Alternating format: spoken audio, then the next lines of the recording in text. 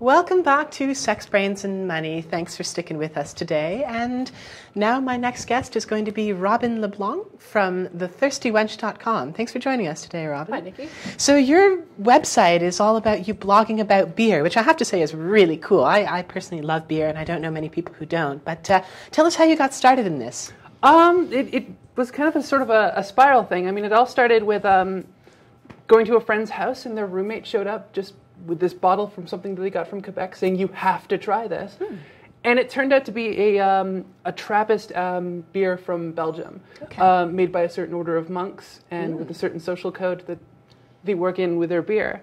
And it was so unlike any other beer I've ever had, which before then was just Molson, Heineken, the standards. And that just led to trips to craft beer bars and so on and so forth. And then that sort of spiraled. And then suddenly I became that friend who would order the beers for everyone else at the table. The go-to girl who's got all the knowledge, hey? Exactly. And it reached a point where international friends were sending me emails saying, hey, I'm at a bar. What should I have? The PDF of the menu is attached.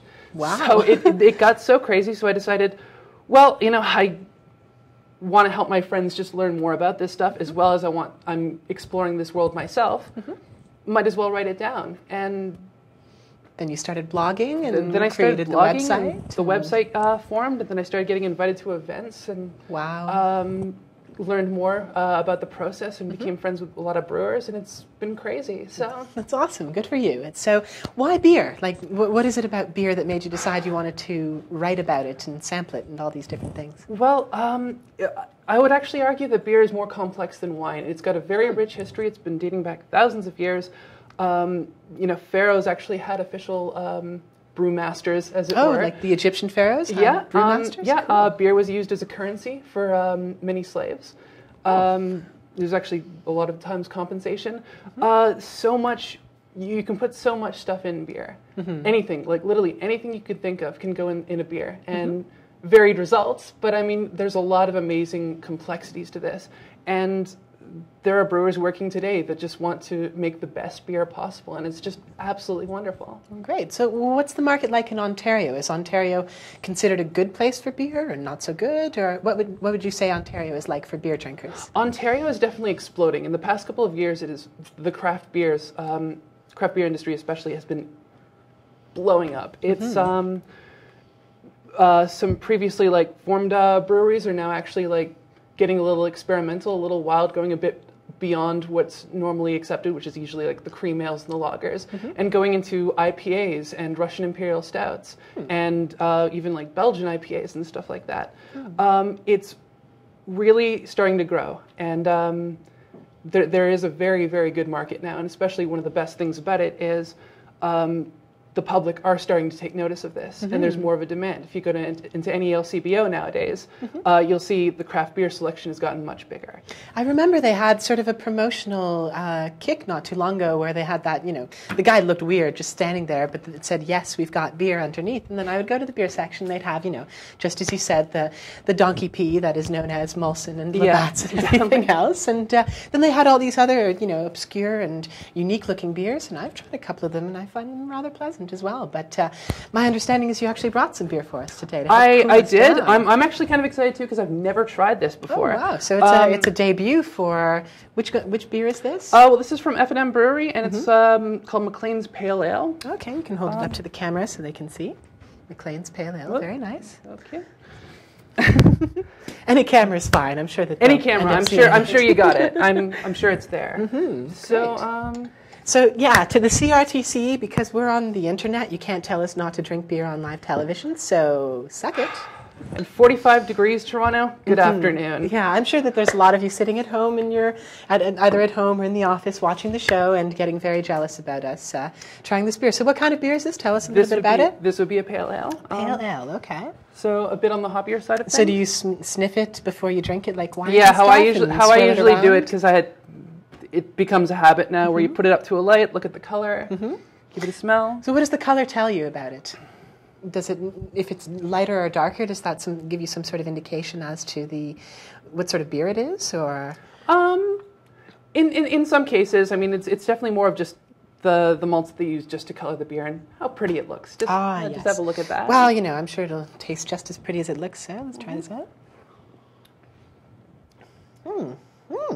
That's really tasty, actually. Yeah, not bad, actually. It's got no real aftertaste. Seems very smooth. Listen to me. I'm the one talking like I'm the beer reviewer, and that's your job.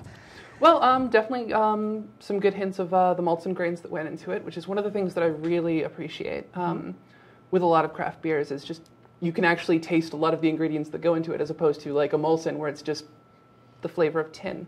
I think that's generous, but don't tell Molson you said that. Very nice. But some nice malt tones to it, and the bitterness you're tasting there is also the hop. So it's great. Not bad. So if you were to give this beer a review, would you give it a positive review, sort of a neutral one, negative? What would you say? If I put you on the spot and said, review this beer right now for our audience in case they're on the way to the LCBO and trying to decide whether to pick it up or not. Ooh. Tough questions. Yeah, a bit of a tough question. I will say, though, that as summer's going in, I'm definitely preferring a lot of the sweeter Weiss beers, the wheat beers that are out there.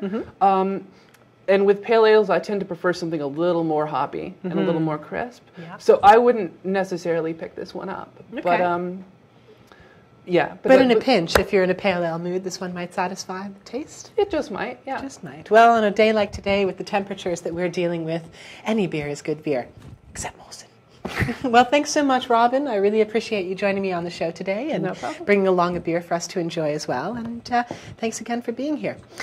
So this is our last guest for the afternoon. We're going to take a short commercial break once again, and then I'm going to come back and respond to some of the tweets that you've been sending me while I've been talking to this camera. So stay tuned. We'll be right back.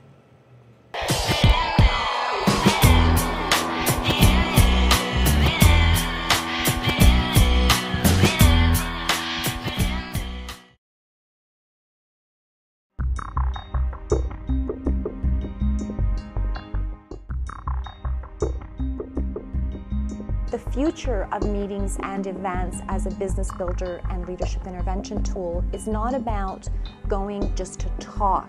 It's actually going to do something.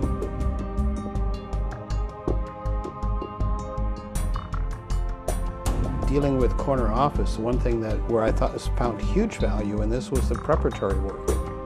Getting people to trust, and I call it going deeper with them. Because unless you can get them to go deep, you don't get out what they're really thinking, and you don't get out the really good ideas, and you don't get out the whole purpose for having the collaboration.